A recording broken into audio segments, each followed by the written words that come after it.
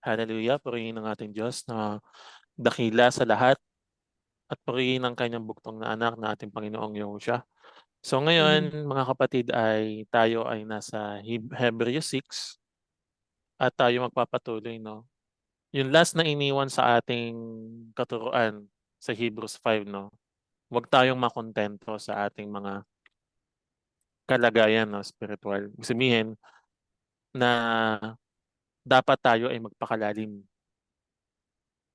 Nirebuke tayo na mga kapatid, no, na dapat tayo ay nagbabahagi na ng salita ng Diyos, pero bakit kailangan pa nating dapat turuan ng mga pasimulang aralin, no? So dito sa Hebrews 6, ididetalye ano ba yung mga pasimulang aralin na yun. Hindi na tayo mga bata sa espiritu, no? Bagamat ang iba ay bata pa, pero hindi sila mananatiling bata. Ibig sabihin, hindi natatapos doon sa panimulang mga aralin, panimulang mga katuruan patungkol sa Diyos, no? Tayo ay naggumugulang. Alright? So dito, babasahin natin, no? Basahin natin ang Hebrews 6. Sabi dito, kaya't iwan na natin ang mga panimulang aralin tungkol kay Kristo at magpatuloy tayo sa mga aral na para sa mga may sapat na gulang na. Sinasabi ng ng kasulatan, no? Tigilan na natin ang muling paglalagay ng pundasyon. Sapat na gulang na, no? Wait lang po, may babasahin lang po ako dito sa ano.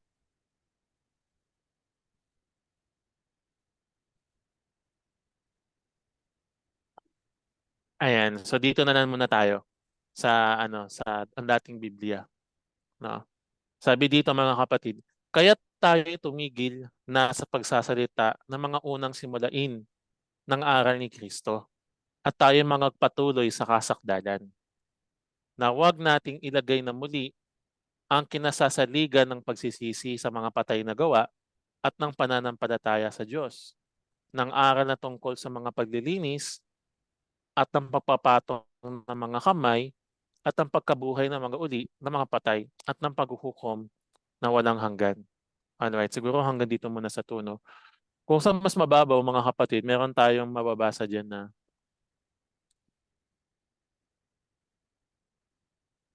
yan.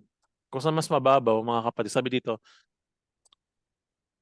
tigilan na natin ang muling paglalagay ng pundasyon tungkol sa pagtalikod ng mga gawang walang kabuluhan at patungkol sa pananampalataya sa Diyos, tungkol sa iba't ibang seremonya ng paglilinis, pagpapatong ng mga kamay, at tungkol sa muling pagkabuhay ng mga patay at hatol na walang hanggan. Magpatuloy nga tayo at iyan ang gagawin natin kung kalooban ng Diyos, no?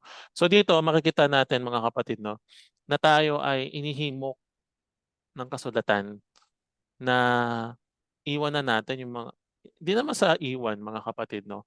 Dahil syempre kung bago pa lang tayo makakakilala sa Diyos, no? For example, isa kang Gentile, kung babahagian ka ng salita ng Diyos, no?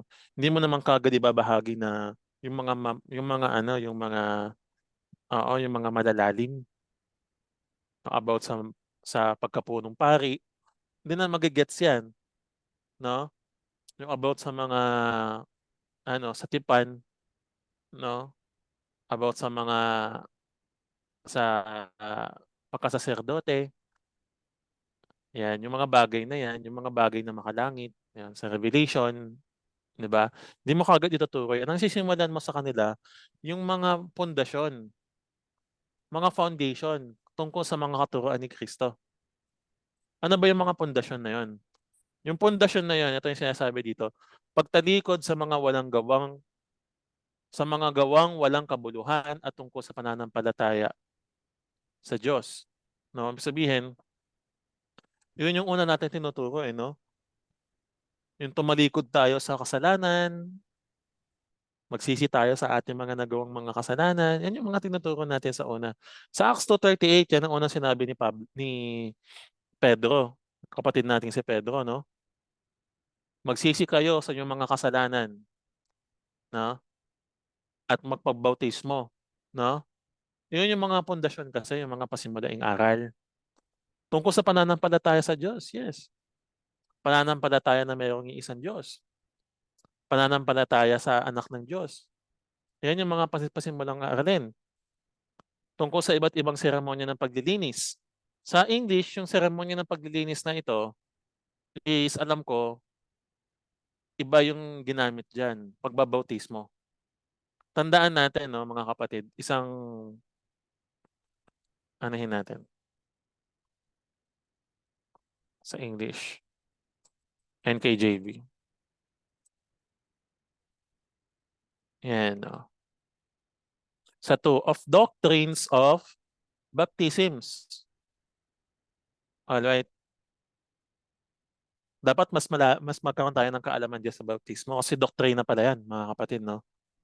Oo. At pauna pa yon.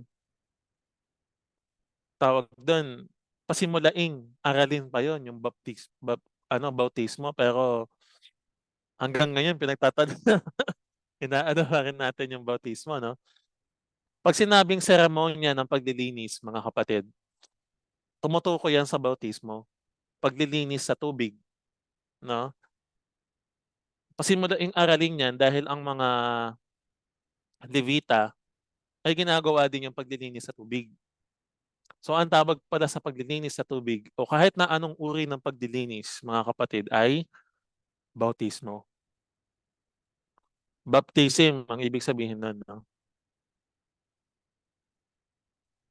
Pagpapatong ng mga kamay, no, sa mga hands, pag-hands ano natin, no? Lay hands. Yan. Tungkol sa muling pagkabuhay ng mga patay na, 'di ba? At sa hatol na walang hanggan, no? Sa revelation, no? Na tayo ay hahatulan. Yan yung mga pasimulain eh. Na tayo makasalanan, na tayo ay hahatulan sa huling araw, no? Buhay na walang hanggan sa pamamagitan kay Kristo. Yan yung mga tinuro ng ating Panginoon eh. Pero ang sinasabi dito ng kasulatan, no? Kailangan nating maging sakdal. Ano ba yung sakdal? Ginamit dito sa dating Biblia, no? Eto, tayo yung mga patuloy sa kasakdalan. Ano ba meaning ng kasakdalan? Perfect. Pag sakdal ka, perfect ka. Ibig sabihin nun, no? Pag sinearch natin, ano meaning ng sakdal?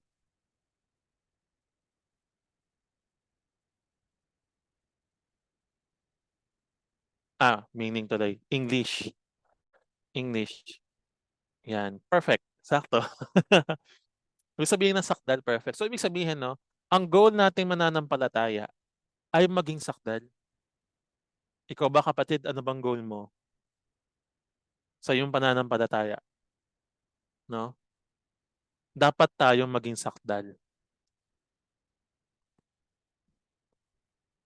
Sabi sa Mateo 5:48, mga kapatid, no?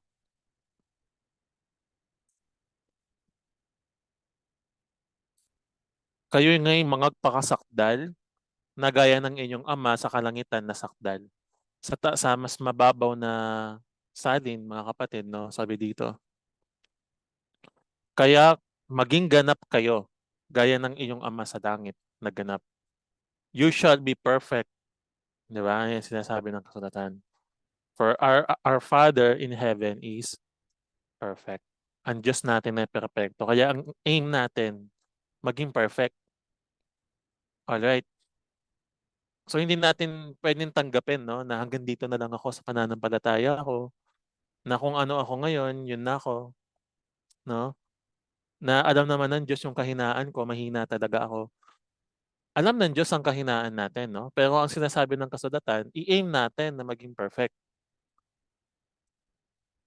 Nung sinabi ni Kristo na humayo ka na at huwag ka na magkasala, hindi ibig sabihin nun hindi ka na magkakaroon ng kasalanan. Nakukuha ba natin? Ang ibig sabihin ni Kristo nun ay subukan mo. Gawin mo na hindi ka magkasala. Kasi nga kung hindi niya sinabi, kung ganito ang pagkakasabi niya, no? Sabi natin ganito. Nagpagaling siya ng ng pilay. Pagkapagaling ng pilay, nakalakad na, Sasabihin niya ngayon, no? O sige, humayo ka, no? Alam ko naman magkakasala ka pero try mo pa din na hindi magkasala, 'di ba? Hindi ganoon yung pagkakasabi. Yung sinabi niya is wag ka nang magkasala. Ano 'yon, tawag doon, it's a challenge for us. Di ba? Challenge 'yon. Tama. Utos 'yon ng ating Panginoon, no? Na gawin natin yung best natin para hindi tayo magkasala. Pero tayo ay nagkakasala pa rin. Hopefully, hindi sinasadya, ah. Huwag naman yung sinasadya-sadya natin yung kasalanan natin, no? Ang ibig sabihin nun, tayo ay nadudumihan pa din dahil mahina tayo sa ating kahinaan, no? Pero ang aim natin, hindi magkasala. Yun lagi yung goal natin, no? Perfection, katulad ni Kristo na naging perfect. Alright? So let's move on. Let's move on. Balikan natin yung ano ba yung saan na tayo, no? Yan, no?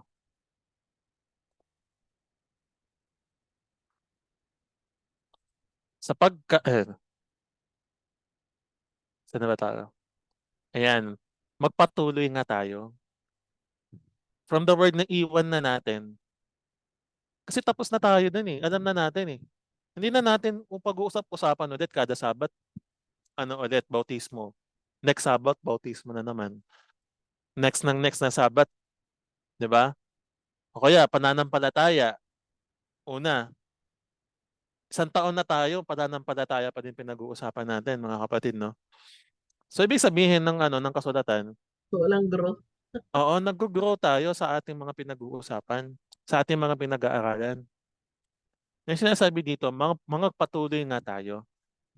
Yung mga bagay na pinapagawa sa atin ng ating Panginoon, no, sa pasimula, lahat ng 'yan ay gagawin natin kung loloobin ng Diyos. Yung mga paglilay hands, no? Yung mga pagbabautismo, paglilinis, alright? Lahat ng 'yan ay mapangyayari kung loloobin ng Diyos. So tayo ay mapagpatuloy tayo sa aim natin na maging perfect sa ating faith. Alright?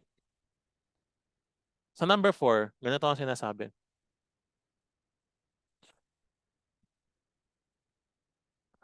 Ayan. Meron akong notes dito.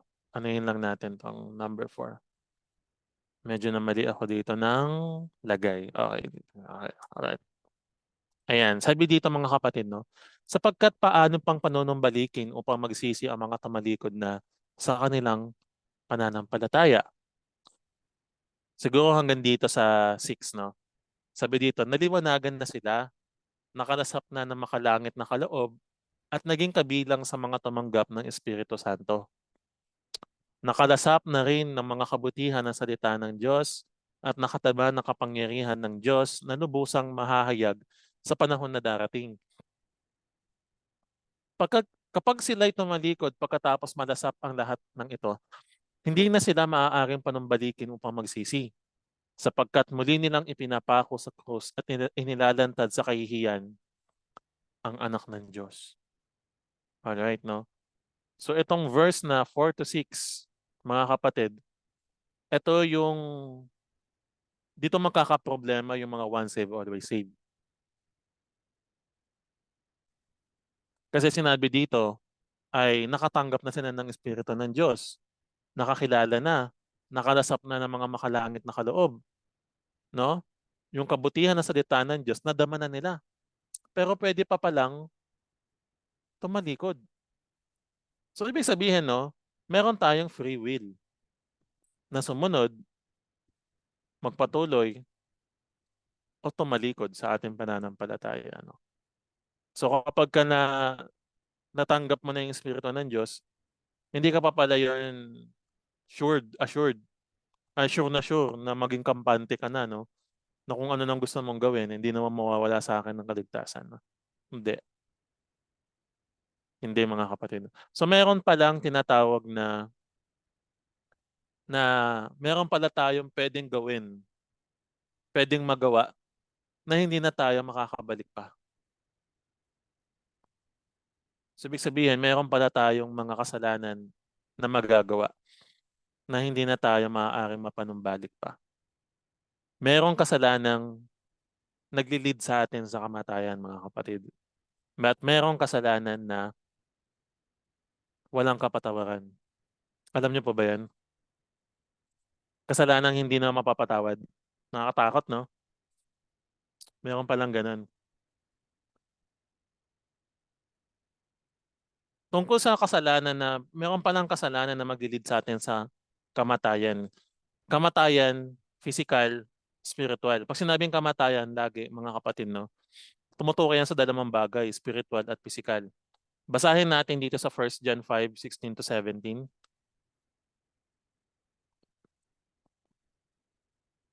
Sa unang Juan 5:16 to 17, ganito ang sinasabi, no? Kung makita nino man ang kanyang kapatid na gumagawa ng kasalanang hahantong sa kamatayan, hindi hahantong sa kamatayan, ipanalangin niya ang kapatid na iyon sa Diyos na magbibigay sa taong iyon ng bagong buhay. No? Ito ay para sa mga kapatid na ang kasalanan ay hindi humahantong sa kamatayan. May kasalanang hahantong sa kamatayan. At hindi ko sinasabing idalangin ninyo ang sinumang gumagawa nito, no? Ang lahat ng gawaing di matuwid ay kasalanan. Tandaan natin, no? Ngunit may kasalanang hindi hahantong sa kamatayan. So may mga kasalanan pala, kapatid, no, na hahantong sa kamatayan sa atin. At may mga kasalanan hindi naman hahantong. Yun ay, mga kapatid, no, yung mga kasalanan hahantong hindi hahantong sa ating mga sa kamatayan, no, spiritual. Kasi pag physical naman kasi, tawag doon, physical lang yung mamamatay, pero hindi ang spiritual. No, magkaibang bagay kasi 'yon, no. Pero dito hahantong sa kamatayan na spiritual is yung mga nagagawa nating kasalanan na hindi naman natin sinasadya.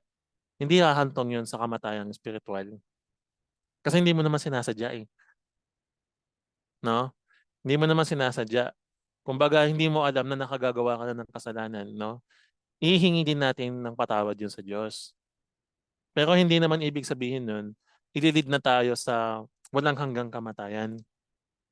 Pero may kasalanan, mga kapatid, no? May mga kasalanan na tayo'y magagawa. Nakahantong naman sa atin sa walang hanggang kamatayan, sa kamatayan, no? Ano kaya 'yon? Ano kaya 'yon, mga kapatid?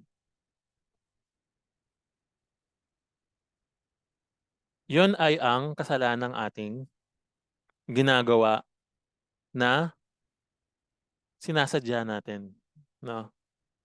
Sabi dito sa Mateo 12 verse 31 to 32, mga kapatid, buksan natin, no?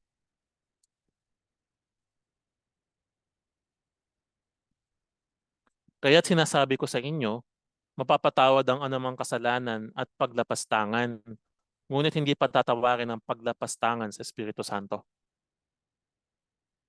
Sino man magsalita laban sa anak ng tao ay patatawarin. Ngunit sino man magsalita laban sa Espiritu Santo ay hindi patatawarin, maging sa panahong ito o sa panahong darating, no? Hallelujah. So meron pala tayo magagawang paglapastangan sa Espiritu Santo. Sabi dito, kung lalapastanganin natin may mga mapapatawad ang anumang kasalanan ng paglapastangan, no? Actually sa kahit sa paglapastangan sa anak ng tao, sa anak ng Diyos, mapapatawad pa rin 'yon, no? Pero hindi patatawarin ang paglapastangan sa banal na Espiritu ng Diyos. Sa paanong paraan ba natin malalapastangan ang banal na Espiritu? Kasi doon tayo hindi patatawarin, eh, no? Doon tayo hindi patatawarin sa kasalanang 'yon. Sa paanong paraan kaya? Basahin natin sa Hebrews 10 verse 28 to 29. Sabi diyan, ang mapatunayan lumabag sa kautusan ni Moises batay sa patotoo ng 2 o 3 saksi ay walang awang pinapatay. Gaano kabigat sa akala ninyo ang parusang nararapat sa taong humahamak sa anak ng Diyos? Lumalapas tanga sa dugong nagpatibay sa tipan at nagpabanal sa Kanya, at lumait sa mapagpalang espiritu. No? Lumait sa mapagpalang espiritu. Sa paanong paraan natin hinahamak ang anak ng Diyos, sa paanong paraan natin lalapastanganin ang dugong pinagtibay ng tipan, at sa paanong paraan natin lalaitin ang mapagpalang espiritu. Basahin natin sa Hebrews 26-27. No? Ganito ang sinasabi. Matapos nating malaman at tanggapin ang katotohanan at sadyain pa rin nating magkasala, wala nang handog na maiaalay pa para sa ikapapatawad ng ating mga kasalanan. Ang naghihintay na lamang sa atin ay kakilakilabot na paghuhukom at ang nagdalagablab na apoy na tutupok sa mga kaaway ng Diyos. No? So, ibig sabihin mga kapatid, no, nilalapastangan natin ang Espiritu ng Diyos kung tayo ay magpapatuloy sa ating mga kasalanan. No? Sa English, tingnan natin sa ibang kung paano tong dinerive sa ibang salin, no. Sapagkat kung ating sinasadya ang pagkakasala, pagkatapos nating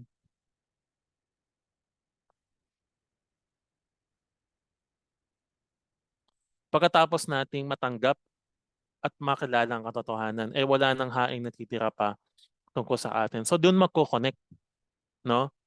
Ang sabi doon sa kasulatan, yung binasa natin sa 1 John 5:16-17, merong kasalanang hahantong sa kamatayan at merong kasalanang hindi hahantong sa kamatayan. No? Sabi dun sa Mateo 12:31-32, ang blasphemy o paglapastangan sa espiritu ay hindi patatawarin. No? Sabi naman sa Hebrews 10:28-29, sabi sa Hebrews 10:28-29, yan, gaano kabigat ang nararapat na parusa doon sa lumapastangan, no, sa anak ng Diyos at lumait sa mapagpalang espiritu, no? So paano paraan natin nilalapastangan ng Diyos? Sa pamamagitan ng ating mga sadyang ginagawang kasalanan. Ang hindi sinasadya natin nagagawang kasalanan, no? Sabihin, dala yun ng ating kahinaan. Hindi nga natin sinasadya eh. Pero yung mga sinasadya natin na kasalanan, yun yung magdilid sa atin sa kamatayan. Ibig sabihin nun, iniinsulto natin yung Espiritu ng Diyos. Bakit?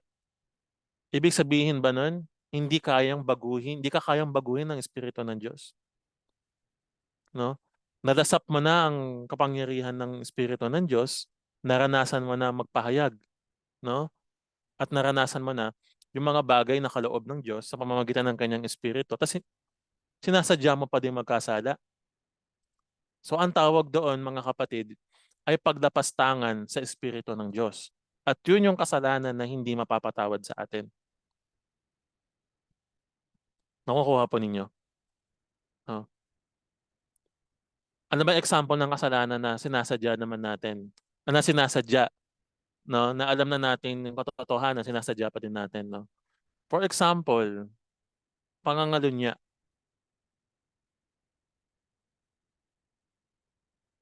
Yan. Sa pangangalunya, alam natin na kasalanan ng pangangalunya. Mabigat 'yon.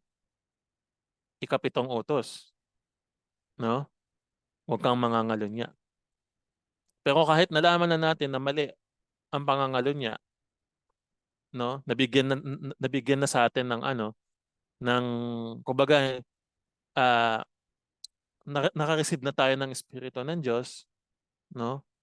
Tapos sinasadya pa rin nating mangalunya na parang ka pa, proud ka pa, no?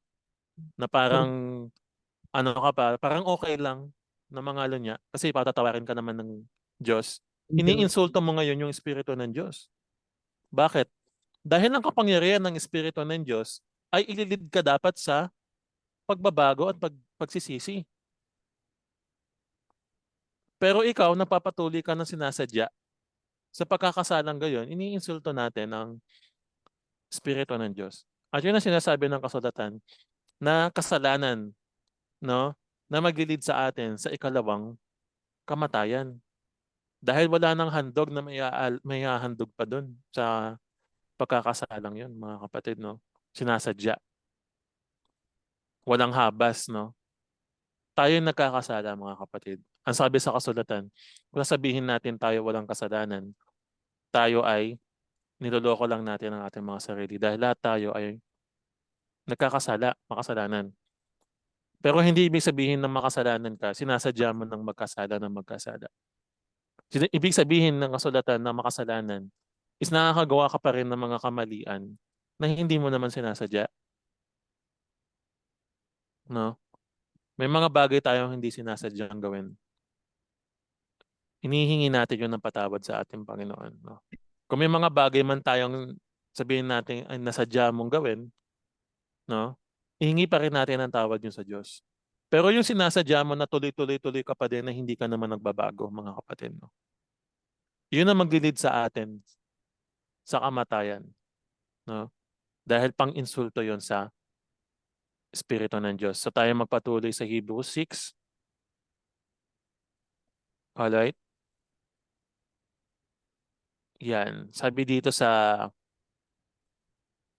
7, sapagkat pinagpapala ng Diyos ang lupang pagkatapos na manggap ng masaganang ulan, ay sisibulan ng halamang pakinabang ng mga magsasaka. Ngunit kung ang damo at halamang matitinik ang tumutubo doon, walang kabuluhan ang lupang iyon at nanganganib pang sumpain ng Diyos at tupukin ng apoy. No? So sabihin, pinagpala ang isang lupang mataba. Dahil ang isang lupang magtaba kapag ka nadiligan ng ulan, nagmumula sa Diyos, no, ay kapaki-pakinabang kasi lumalago. May nangyayari, no? Yung parable of the soil, no? Yung matabang lupa tsaka yung matinik at mabatong lupa, no? So ang mga nakatanggap ng salita ng Diyos at lumago ay kapaki-pakinabang sa mga magsasaka. Sabihin kapaki-pakinabang sa Diyos. Kapaki-pakinabang, nagbubunga, no? Subalit kung ang damo at halamang matitinik ang tumutubo doon, walang kabuluhang ang lupang iyon at nanganganib pang sumpain ng Diyos, no? According dito sa Genesis 3:18, pag sinabing ah, damo at halamang matitinik, unang beses na nangyari yan, yung sinumpa ng Diyos, na sinumpa ng Diyos ang lupa sa panahon ni Adan. Kung mababasa natin yan dito sa sa Na Genesis mm. 3:18, sabi diyan, mga damo at tinik ang iyong aanihin, halamang gubat ang iyong kakainin. Yan yung parusa, no? Yan yung sumpa na tinanggap ni Adan nung siya ay palayasin sa Eden. Paghihirapan na niya yung kanyang kakainin. Kakainin. Dati kasi pipitas-pitas lang siya, no? Mm. Mag-harvest lang siya. Kasi nandun na lahat. Pero nung nagkasala siya, sinumpa ng Diyos ang lupa. So ang sumpa na yon ay inihahalin tulad din sa isang tao, no? Kapag ka ang tao matapos madiligan ng salita ng Diyos at hindi naman siya ah, nagbunga o hindi naman siya sumagana, no? Damo at halamang tinik ang tutubo doon, which is sumpa, equivalent nun, no? At nanganganib siyang tupukin sa apoy, which is usually gano'n naman talaga. Tinatanggal ang damo, tinatanggal ang tinik, tinatapon sa apoy dahil wala naman yung pakinabang. Alright? Sa 8, 9, ganito ang sinasabi. Mga minamahal, kahit ganito ang sinasabi namin, Sabi diyan. Natitiyak namin na sa mas mabuti kayong kalagayan patungkol sa inyong kaligtasan. Makatarungan ng Diyos, hindi niya malilimutan ang inyong ginawa at ang pagmamahal na inyong ipinakita at hanggang ngayon ipinapakita sa pamamagitan ng paglilingkod ninyo sa mga hinirang ng Diyos. Sabi mo? Sorry. Yan, no? So sa atin, no, ng mga nakakaunawa, mga kapatid, no, sinasabi dito na nasa mabuti tayong kalagayan. Yung kaligtasan, no, na ini-aim natin, nasa mas mabuting kalagayan. Tayong mga nangapapatuloy sa pagiging sakdal. Alright? Makatarungan ng Diyos, hindi niya nililimutan ng inyong mga gawa. So, ibig sabihin, ah, may mga reward tayo na nakahanda ang Diyos sa ating mga ginagawa. Whatever na gagawin natin, sabi sa kasulatan, no, basahin natin sa Proverbs 14 verse 23. Ang bawat pagsisikap ay may pakinabang, ngunit ang puro salita ay kahirapan. Ang bunga ay kahirapan, no. So ibig sabihin, mga kapatid, no, kung tayo ay nagsisikap na gumawa, ay kapaki-pakinabang 'yun, no. Pero pag puro lang tayo salita na magpatuloy na ganyan hanggang words lang tayo, no. Ang bunga nun ay paghihirap, poverty, kahirapan, no. Hard works always brings profit. Hindi tayo nag-hard work para nagwo-work hard para wala lang. May ini-aim tayo, yung profit. At ang Diyos sinasabi dito sa Romans 2:6, sapagkat igagawad niya sa lahat ng tao ang naaayon sa kanilang mga ginawa. So, igaganti ng Diyos, no? May ganti ang Diyos sa atin sa ating mga ginagawa, whether ito ay mabuti man o masama. Kung masama, syempre, ang ganti sa atin, masama din. Pero kung mabuti ang ating mga ginagawa, kasama na doon yung pagtulong natin sa ating mga kapwa, no? Ay ang ganti sa atin ay mabuti din. Kung ano ang ating itinanim, yun naman din ang ating aanihin. Ephesians 6:8, ganito ang sinasabi. Efeso 6:8, Ephesians 6:8. Sabi dito, sapagkat alam ninyong gagantimpalaan ng Panginoon ang bawat mabuting gawa ninyo man, maging siya man o ay alipin o malaya. So hindi nakakalimot ang Diyos. Hallelujah. Hindi nakakalimot ang Diyos sa lahat ng ating mga pagpapagal, sa lahat ng ating mga hard work sa Kanya. Gagantimpalaan tayo ng Diyos, no? Pero syempre, hindi naman nating ini-aim lagi, no? Gagantimpalaan ako ng Diyos pag ginawa ko to. Ang gantimpala ay bonus sa atin, no? Pag tayo'y umibig, hindi tayo nag-e-expect ng kapalit. Kasi pag tayo gumawa, hindi tayo nag-e-expect ng pabalik, no? For example, tumulong ka tapos mag-e-expect ka ng balik, no? Hindi pagtulong tawag doon. Ang tawag doon, business, no? Business ang tawag doon. Kasi nga, utang na loob ng tao ang binabayad sa'yo. So pag tayo nagbigay, mga kapatid, no, palagi tayo magbibigay ayon sa kagandaang loob na ibinigay sa atin ng Diyos.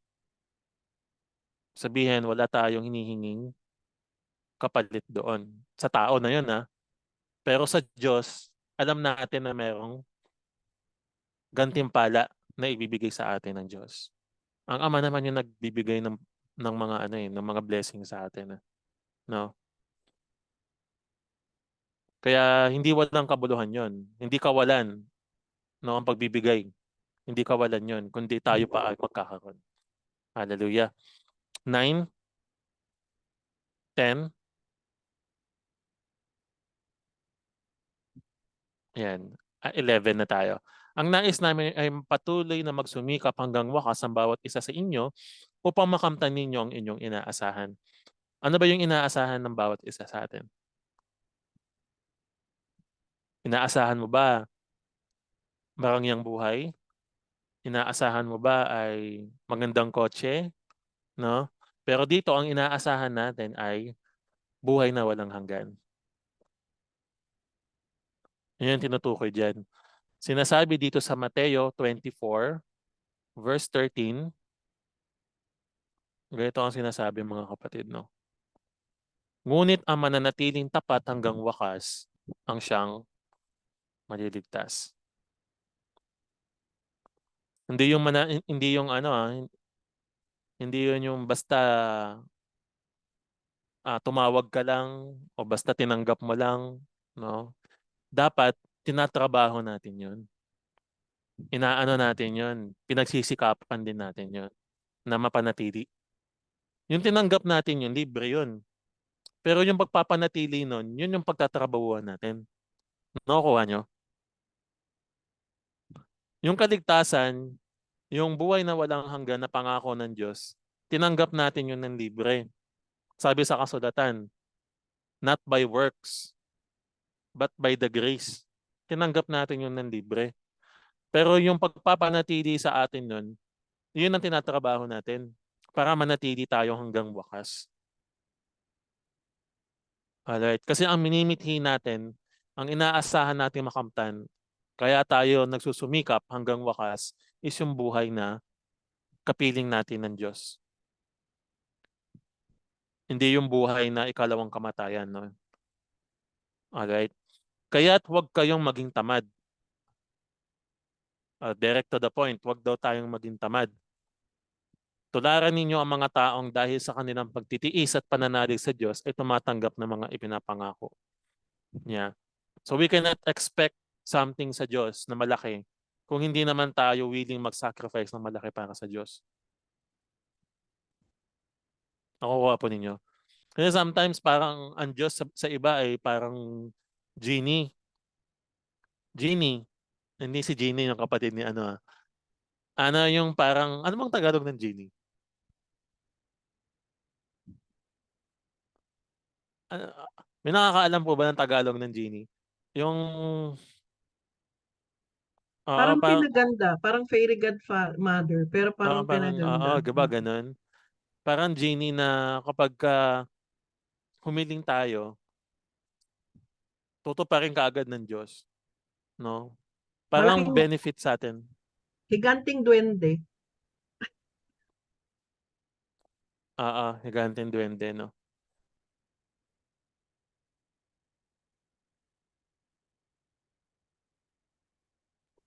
Ayan Malaki yan. kasi yun, tapos nakasuot ng duwende.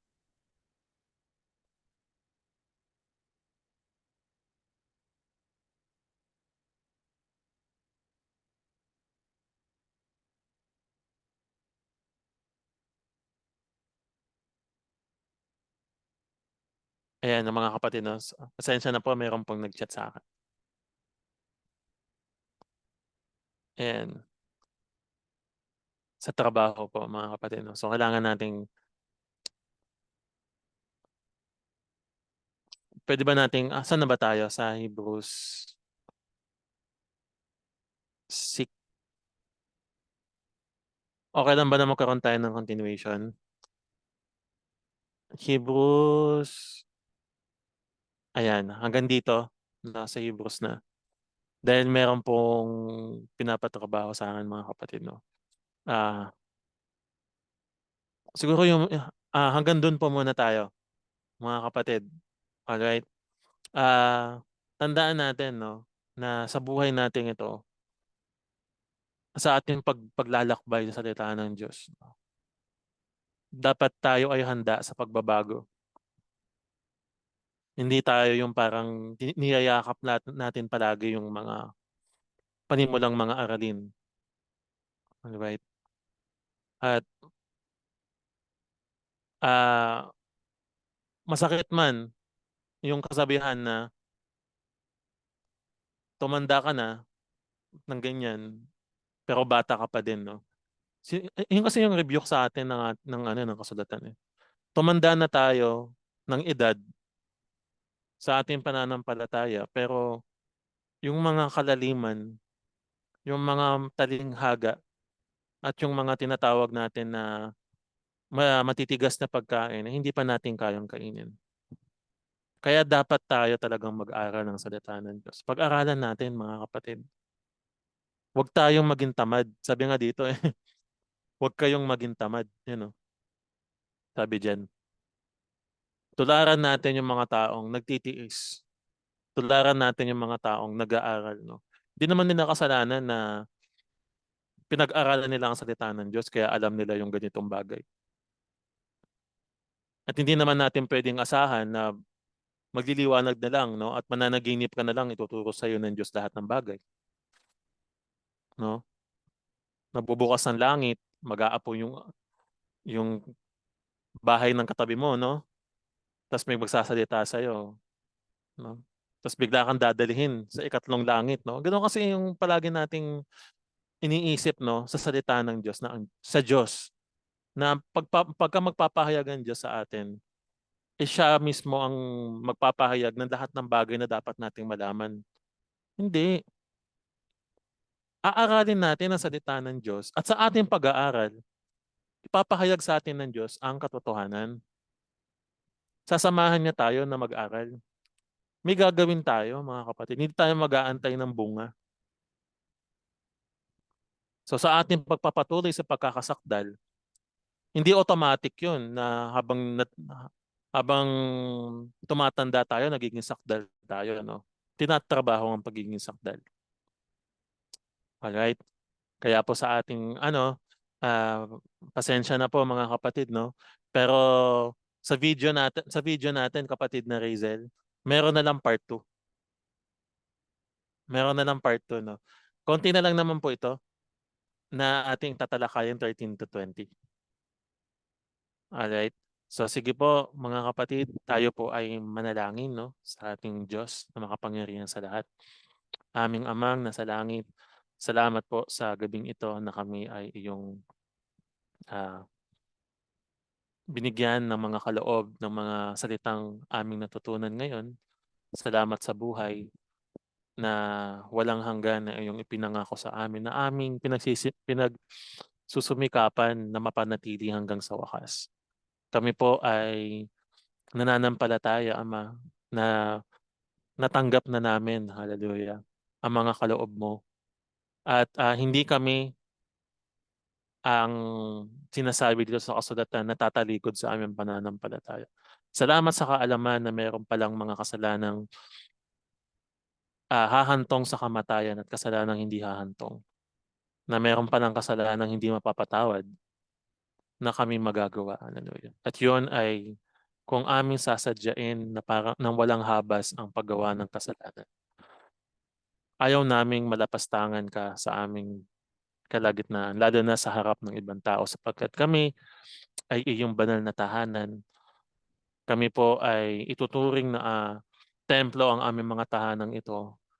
We pray na ituring mo pong iyong tahanan ng aming mga templo. Salamat po, Ama. Ikaw ang maluwalhati sa buhay ng iyong mga anak at magpatuloy po kami sa paghahanap ng iyong mga salita. Magkaisa kami sa Espiritu, sa kaliwanagan, Espiritu ng grasya na nagmumula sa iyo. Hindi kami mawala sa aming kinalalagyan. Bagkus, kami ay mga patuloy sa aming mabuting kalalagayan, sa aming pagkakilala sa iyo at sa iyong bugtong na anak. At kami ay hindi maligaw sa aming mga paglalakbay. Hallelujah. Patuloy mo kaming samahan, patnubayan, at ingatan, lalo-lalo na sa gawa o plano ng aming mga kaaway adversaries. Salamat aming Amang Yahuwah at sa iyo na nga namin pinagkakatiwala ang buhay ng mga anak mo, lahat ng mga taong hinirang mo. Ingatan mo po, Ama, sa iyong pangalan. Gayon na rin ang lahat ng mga taong naghahanap sa iyo ay bigyan mo po ng kalakasan at bigyan mo po ng desire na magpatuloy sa paglalakbay. Hallelujah. Ikaw ang maluwalhati at may taas sa buhay ng mga anak mo at ito ang aming samat dalangin na ipinakarating namin sa iyo sa pamamagitan ng aming Panginoong Yahushua. Amen. So yun po mga kapatid, yung continuation po natin, no?